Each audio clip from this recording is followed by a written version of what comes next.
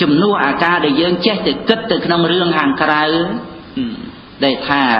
យើងមានលៀបអត់លៀបមានយោអត់យោយើងហ្នឹង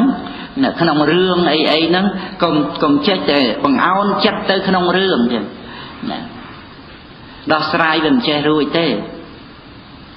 ត្រូវមកកំណត់ដឹងថាស្អីដែលដឹងអារម្មណ៍ហ្នឹង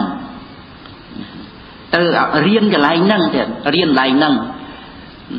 ស្អីដែលដឹងអារម្មណ៍ហ្នឹងស្អីដែលដឹងរឿងហ្នឹងរៀនតតែឲ្យសតិហ្នឹងលឿនហ្មងទៀតលឿនទទួលពឹបដឹងអញ្ចឹងគឺថាសូម្បីថាវារៀងយឺតបន្តិចមកអត់តន់អាការសบายចិត្តដោយលោភៈឬក៏វាមកអត់តន់អាការតោះចិត្តដោយទោសៈយឺតបន្តិចមែនប៉ុន្តែនៅពេលដែលលោភៈកើតឡើងប្រកាសឲ្យដឹងថាហ្នឹងសេចក្តីប្រមាទឬការអន់ចិត្តកើតឡើងពឹបដឹងថាហ្នឹងសេចក្តីប្រមាទព្រោះអត់សតិអញ្ចឹងគឺសតិកើតឡើងដឹងបានមកលឿនអញ្ចឹងលឿនរហូតដល់ទៅអាការស្រឡាញ់ឬក៏អាការស្អប់ហ្នឹងវាមកអត់តន់ទេវាកើតអត់តន់ទេសតិមកដល់មុនឈឹបទទួលនៅអារម្មណ៍ហ្នឹងដោយការកំណត់ដឹងនៅអារម្មណ៍នោះជាអារម្មណ៍របស់វិថីចិត្តណាតែអញ្ចឹងទៅវាអត់មានអ្នកណាមកទទួលការលួងលោមបោកបញ្ឆោតឬក៏ទទួលនៅទម្ងន់វ័យក្នុងលោកធម៌នឹងទេដល់អញ្ចឹងការវឹកហាត់ការអប់រំហ្នឹងជាមួយគ្នានឹង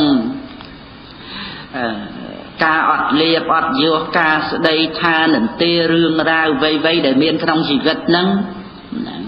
វាអត់ទៅជាទម្ងន់ណាតែវាអត់ទៅជាសម្ពាធដែលចូលទៅធ្វើឲ្យចិត្តនឹងឯងប្រព្រឹត្តទៅដោយការទឹះតល់ចង្អៀតចង្អល់ណាវាធ្វើឲ្យមានសេចក្តីដឹងខ្លួនមកថាស្រេចហើយតែមិនកើតទុក្ខណាវាអត់មានអ្វីជាបញ្ហាដល់ចិត្តនឹងឡើយចឹងណាដល់ទៅវាអត់មានអាការកើតទុក្ខហ្នឹងគឺវាអត់មានត្រូវដោះស្រាយអីទៀតទេជាមួយគ្នានឹងអារម្មណ៍ហ្នឹងជាមួយគ្នានឹងរឿងហ្នឹងណាអញ្ចឹងគឺសភាពនៃអារម្មណ៍ក្តីសភាពនៃនាមធម៌ដែលទទួលនៅអារម្មណ៍ក្តីដែលវាកើតតគ្នាទៅជាជីវិតហ្នឹងគឺវាមានលក្ខណៈដែលត្រូវទទួលដឹងនៅអារម្មណ៍នោះទៅតាមសភាវៈលក្ខណៈហ្នឹងជាកុសលវិបាកជាអកុសលវិបាកនឹងជាវណ្ណចិត្តយ៉ាងណាដែលទទួលនៅអារម្មណ៍នោះសតិហ្នឹងគឺរលឹកបានចឹងរលឹកនឹងបានចឹងអញ្ចឹងវាអស់ជាបញ្ហាអីហ่ะពីព្រោះអ្វីដែលជាសម្ពាធដែលជាទម្ងន់សម្រាប់ជីវិតហ្នឹងគឺវាមានតែប៉ុណ្ណឹងវាមានទៅក្រៅអីពីជីវិតហ្នឹងកាលណាបើកំណត់ដឹងនៅជីវិតនេះដោយឧបាទានខណ្ឌហើយនោះវាអត់មានអ្វីដែលសម្រាប់ឲ្យភ័យទៀតទេការដែល